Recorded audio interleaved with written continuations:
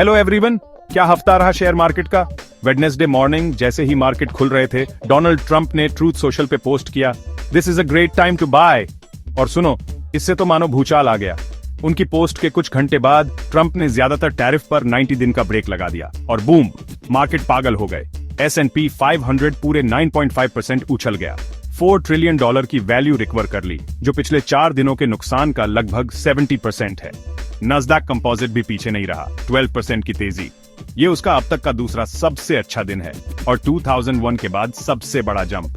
Dow Jones industrial average 7.8% उछला, लगभग 3000 points बाहर गए। यूरोपियन इंडाइसेस ने भी 7% का बढ़त देखी। अब टैरिफ की डिटेल्स देखते हैं। ट्रंप की पोस्ट में 90 दिन के पॉज और 10% के कम रेसिप्रोकल टैरिफ का जिक्र था, लेकिन असली बात यह है, ज्यादातर टैरिफ पर तो पॉज लगा, लेकिन चाइना पर टैरिफ पूरे 125% बढ़ा दिए गए। बिग टेक सबसे ज्यादा फायदे में रहा। एनवीडिया 18% ऊपर, टेस्ला 23% और एप्पल और मेटा ने भी 15% की बढ़त देखी। अमेज़न भी पीछे नहीं रहा, 12% की तेजी के साथ। चिप स्टॉक्स जैसे एनवीडिया, ब्रॉडकॉम, AMD, इंटेल और आर्म ने भी अच्छी खासी बढ़त दिखाई। अब बॉन्ड मार्केट की बात करते हैं।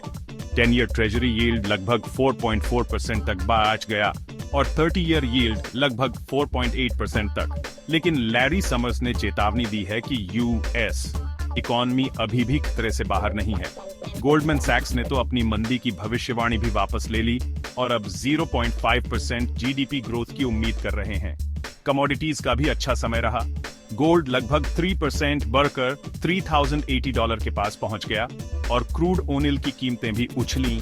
वेस्ट टेक्सास इंटरमीडिएट $61 बैरल के ऊपर और ब्रेंट क्रूड $64 बैरल पर, लेकिन US डॉलर स्थिर रहा। इन्वेस्टर्स को थोड़ी राहत और थोड़ी उम्मीद दोनों है। पाइपर सैंडलर के माइकल कैंट्रोविट्स ने कहा कि सबसे बुरा तो टल गया और अब सबकी नजर इस बात पर है कि कंपनियां इन बदलते वित्तीय नीतियों पर कैसी प्रतिक्रिया देंगी। तो आप क्या सोचते हैं? क्या ट्रंप की खरीदने की सलाह सिर्फ तुक्का थी या कुछ और? अपने विचार नीचे कमेंट्स में बताएं और ज्यादा अपडेट्स के लिए लाइक और सब्सक्राइब करना न भूलें। अगली बार तक हैप्पी इन्वेस्टिंग।